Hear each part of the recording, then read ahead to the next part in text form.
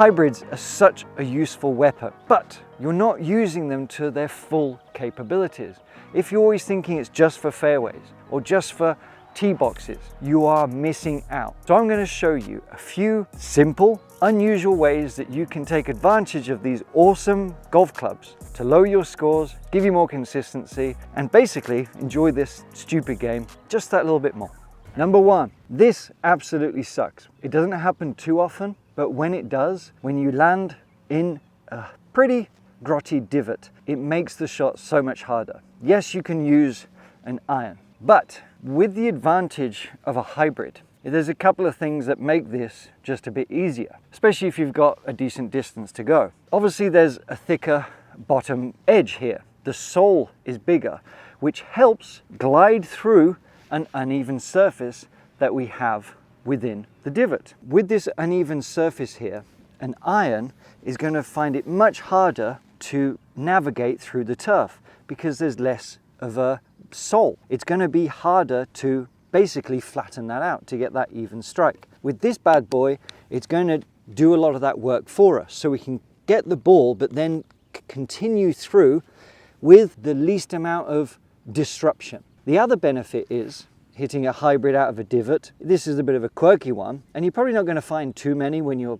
200 odd yards away or whatever it needs to be, 150 yards away. With the hybrids here, there's a lower center of gravity, okay, compared to an iron, which means that it's going to help us get under the ball a little bit easier. Doesn't mean we're having to like chunk it more, but it's, without even trying, it's literally going to glide through. That lower center of gravity is going to help get the ball a little bit more airborne. Whereas with the iron, we don't have that, and we really have to be very precise with our contact. And what can happen is we're very conscious about getting too steep on it, which in turn makes us get a bit of a squirty one. So a hybrid is very useful and very simple to give you that much more consistency when faced with this tricky shot.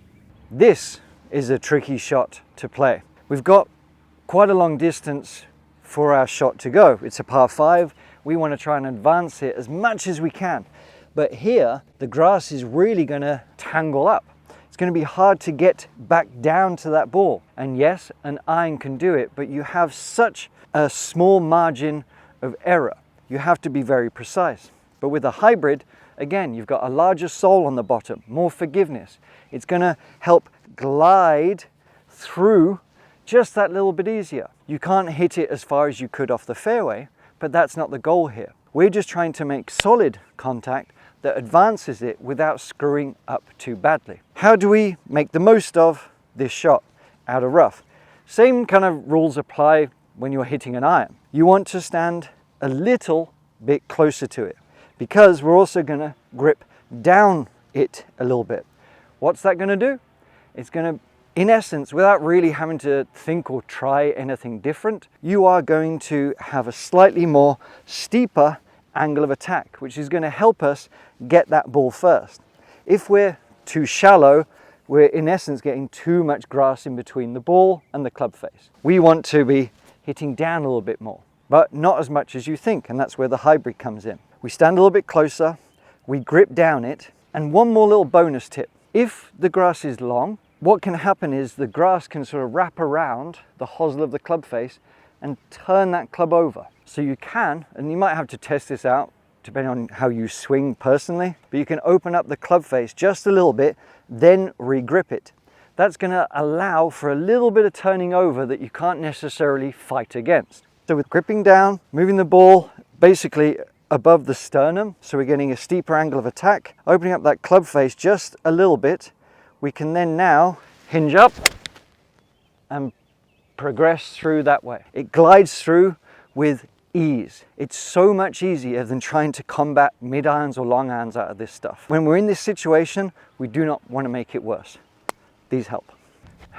Well, this is never a good sight. Hit a decent drive, but it ran off the fairway, okay? So what do? You can just chip out directly this way, but I'm still going to have a very long shot ahead. And who wants to always be really sensible? But playing underneath there, if I tried to hit a full long iron or even a 3-wood, whatever club it might be to get me to the green, that's a high risk shot because we don't want it going too high, because that window is actually quite small. However, there is a stinky bunker in the way as well. So I can't necessarily hit it too low to just run it out. This situation happens a lot in variable instances, of course. This is where this bad boy comes in. It's going to help us keep the ball low, but it's going to enable us to have that sweeping action a little bit more of a flatter ball flight, instead of it being like a chip or trying to punch it out, which can often cause too much spin, or we just don't make good contact. We keep it so simple. We're trying to do a good half swing, but I'm utilizing the utility wood, hybrid, whatever you want to call it. I'm threading the needle, but it's going to give me that perfect balance of trajectory and direction without having to worry too much about contact or having to manipulate my swing in any real way, shape or form. So I'm just going to tap it out, okay? So easy. And I was able to advance that, 180, 200 yards effortlessly. With an iron, that would have been way more stressful. Around the greens, sometimes we're in thick, juicy rough like we are here. This is not easy. It's not easy to even play with a lob wedge or a sand wedge because we can chunk it, especially if we're a bit tentative, especially if it really matters. So what do? Try the hybrid. You may not think it, but it might be the answer you're looking for. Not all the time, but sometimes. And this is one of those cases. The green is running all the way down us. We do have plenty of green to work with, but it doesn't necessarily mean you can't use it on short shots. We'll get to that in a second. But out the rough here, again, we're almost cheating by using the hybrid because it's going to glide through the rough that much easier. It's almost going to create a pathway, a parting of the seas, if you will, so we can brush that ball through with a very simple little chipping action. You don't have to really do anything too much with the wrists. It's almost like a putt if you think about it that way, but we're just not dipping up and down. It's feeling nice and rounded, got a nice firm hold, but I've got supple wrists. Now, before I hit this, you have to be wary of how hot they come out. They do come out a little bit hot. So please don't use this in your first competition where it really matters, and then you're not very good at judging the distance, and you're like, damn it, Alex, why'd you tell me to do that? Practice it. Everything I'm talking about here, before you use it in real time, just at least practice a few times each one, just so you have a benchmark, an idea of how the ball is going to react. Now, you can't tell me off. It's a disclaimer, right? So we're just gonna give this a wee little chip, just nudge it forward, and that came out a little bit hot, but not too bad at all. All right, yeah, that's gone like about 6 feet by, but from here, not a bad shot. If I'd rehearsed it or practiced a little bit more, I think I would have gotten a little bit better. All right, now let's try one that's a little bit fiddly, a little bit trickier. Let's say you're just a little bit short of the green here. We haven't got much green to work with this time, and you might want to be thinking, well, I've got to hit my sand wedge, pitching wedge, and you could hit 9-iron, all these variables. But if you are struggling, or even if you just want something to give you a different type of confidence, or just something new for the heck of it, because golf is a journey of learning, trying new things. We're uphill here, so it is quite likely, or more likely, that you're going to hit it a little bit heavy. The ball is quite a bit above my feet. I didn't plan this, I just nudged it here. So it is a little bit tricky if I was playing this shot. It would be a bit sensitive. I'd have to have good feel, good technique. With this club, I don't really need too much of anything. I just need to decide kind of how hard I want to motion, okay, in my semi-putting stroke, semi-chip shot, have an idea of how hot it's coming, and I'm just going to nudge it through, and ooh, not too bad. And you can see, just in my first little try here, it wasn't a bad shot. Maybe a hair outside a gimme, but that worked quite nicely. Now, finally, let's see what it can do out of the bunker. Believe it or not, you can use this out of a bunker. It's perfect if you're struggling with chunking it too much, or if you're really lacking confidence, you're like, I cannot get out of this bunker. What you can do is basically utilize the bounce that we've talked a lot. It's going to use the sole of the club.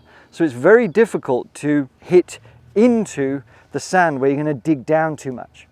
Now, you certainly, around the greens, you don't need much power. It's almost like hitting a a mini little chip shot. You're not trying to catch it too clean, but you're not necessarily trying to dig down either. This is going to take a bit of, not much practice, but you need to have some idea of how it's going to react. And it's a similar technique to what we were doing with the little chip shots around the green, but we're just looking at a bit of a spot just behind the ball. We're trying to get a bit of sand. I'm just sort of emphasizing here. We're getting a bit of sand about 1 to 2 inches behind the ball, and we're just going to make a nice little smooth movement, okay? And it pops out every single time. So if you are really, really frustrated with your greenside bunker shots, or if you've got like the 80-yard ones that are even trickier, this can be a funny, useful, foundational weapon. Give it a try. There we have it. These are a fantastic little weapon, and hopefully I've given you a couple of ideas that you can try for yourself to match your game. Now, this hybrid from PXG is fantastic. It's the Black Ops, literally the best club in this kind of division I've ever used. So forgiving, so versatile, and extremely penetrating ball flight. Click the link below and you can even save a little bit. Now I want you to check out this lesson, because it's going to make the swing, so you don't have to worry about all of these things quite as much, a lot easier.